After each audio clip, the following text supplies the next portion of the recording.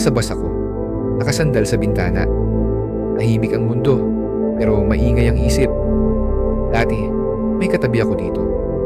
Pareho kaming pagod galing trabaho. Pero parang nawawala ang bigat kapag magkasama. Kapag dumadaan sa Ortigas Center, pinapanood namin ang mga ilaw ng gusali. Sasabihin niya, kahit gabi na, ang dami pa ring gising na pangarap. Simpleng paghawak ng kamay, simpleng sabay na pagbaba sa may kubaw. Walang ingrande, pero totoo.